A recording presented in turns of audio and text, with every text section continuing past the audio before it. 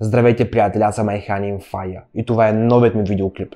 Сигурен съм, че няма хора, които да не знаят историята на Чернобил. Именно след тази катастрофа животът на хората от Русия, Беларус, Украйна и въобще живота на хората в Европа се промени коренно. Но това, което остава след Чернобил, е именно забележителностите, именно хотелите, именно горите, именно езерата, и за които ще говоря в този видеоклип. Видеоклипът ще е много интересен и съм сигурен, че ще ви хареса. А защо тогава да не го лайкнете, да го коментирате и да го споделите с ваши близки в социалните мрежи?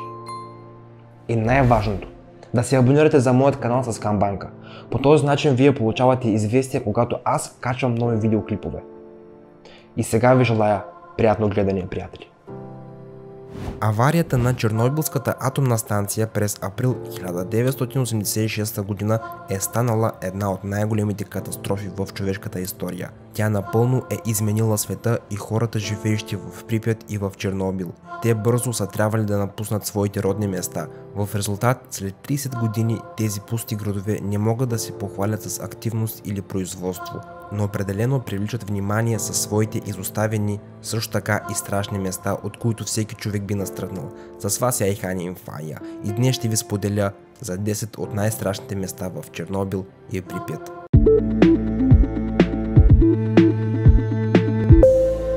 Хотел Поселие. Това е изоставен хотел в град Припят, в зоната на отчуждението на Чернобилската атомна станция. Той е разположен в центъра на града, на главният площад на Припят, около градската алея, където се намира Виенското колело, явяващ се един от главните символи на Припят. Хотелът е бил построен в средата на 1970 г. за гостите и посетителите на Чернобилската атомна станция. Сградата има незначителна етажност, но е по-висока от обкръжаващите го. Съгласно проекта, на последният етаж се е планирало да се направи кафене с лятна веранда с красива панорама към град Припят. Но, за съжаление, плановете се провалят заради аварията.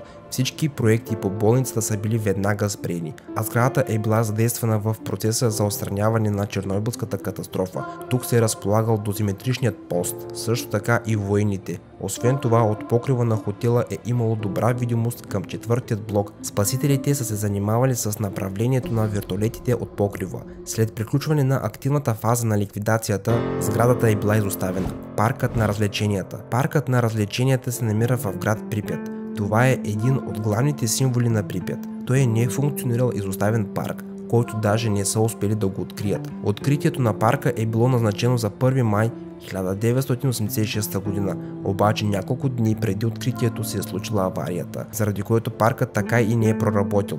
Паркът е разположен в центъра на града, зад площада на универмага, двореца на културата и енергетиката и хотелът Поселие, който го споменах по-рано в клипа. В парка могат да се намерят множество изоставени блъскащи се автомобили, въртележки и още много други, но най-яркият обект се явява Виенското колело. Това е своеобразен символ на Припят и на цялата катастрофа. Маза МСЧ-126. Тук е превърнато в медицинско звено и е станало главната болница в Припят след аварията. Именно на това място са приети и лекувани първите пострадали. Основно това са били пожарникари, които са се борили с огъня в реактора. Още тогава, не разбирайки колко е сериозен този проблем, някои заразени са ги транспортирали в други градове, а другата част, за съжаление, почиват. Най-интересната стая в тази сграда е именно мазата.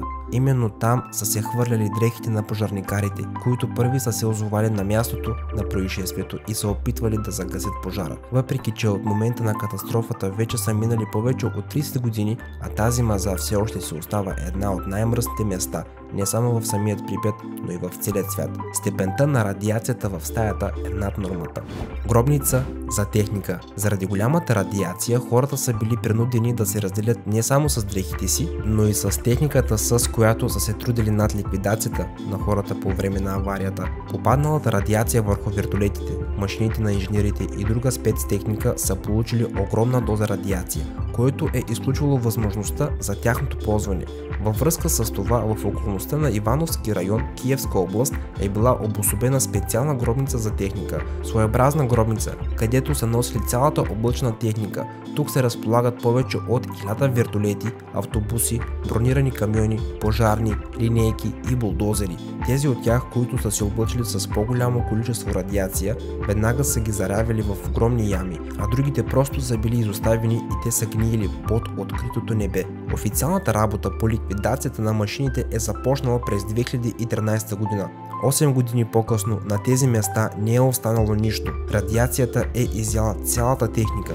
Рижавата гора, рижава или червена, всеки я назовава по своят си начин. Това е гора в големина от 200 квадратни километра. Това е най-близката гора до Чернобилската атомна станция, която е погълнала най-много радиоактивен прах по време на взрива на реактора през 1986 година. Радиацията напълно е убила боровите дървета само за половин час след взрива на реактора, в резултат на което гората се отсветила в рижов цвят, откъдето му идва и неговото название. След аварията на мястото са работили ликвидатори, които са се опитвали да намалят радиацията по дърветата, и в днешни дни рижовата гора представлява огромна поляна с редки и невисоки растения, които са пораснали след аварията, понеже в гората започва да преобладава по-скоро червеният цвят. Степента на радиация в гората все още е висока, именно за това място е опасно за посещение. Слонският крак на Чернобил. Това е изстинала многотонна смес от разтопеното ядрено гориво, което се е смесвало с пясък и бетон. Тя се е разполагала в атомната станция в сутерената площ под първата област на центъра. Това място се счита за един от най-опасните центрове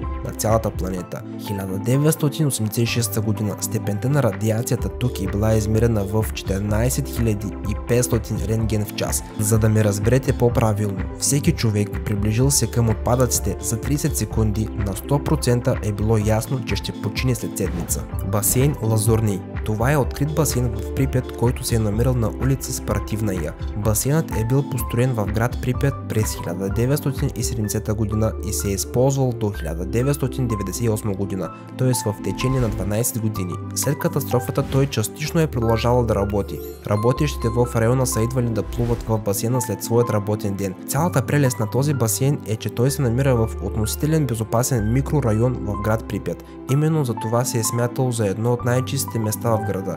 В днешно време басейна и прилежащото му баскетболно игрище изглеждат ужасяващо. Фактически това място не се контролира след аварията. Охлаждаващото езеро.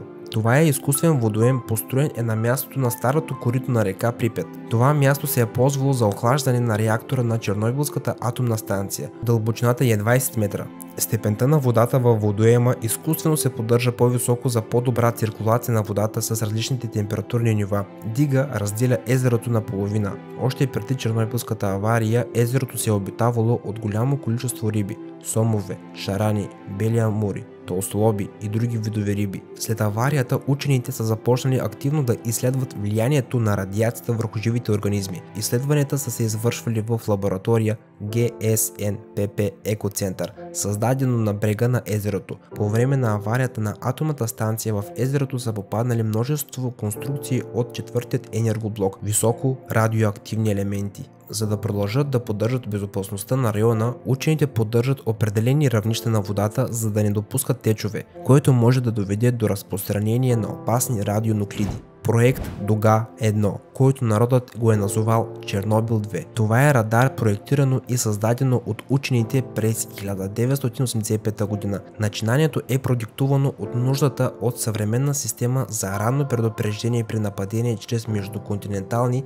балистични ракети.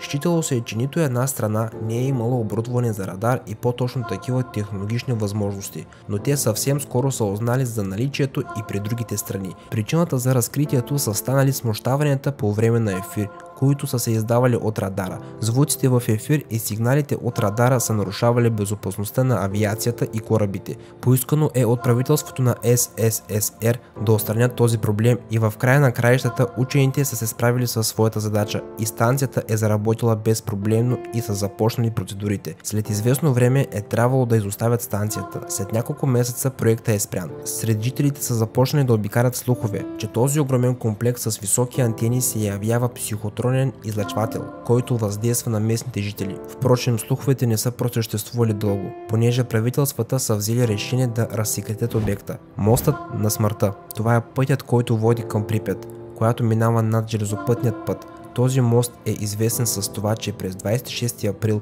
1986 г. тук са идвали жителите на Припят, които са искали да видят горещият реактор. Да, те не са знали, че нивото на радиацията на моста е бил един от най-високите в града. Именно всички хора, които са били на моста, по-късно са почнали от радиацията. Този достоверен факт даже се споделя и в мини сериала Чернобил, но всъщност истината е друга.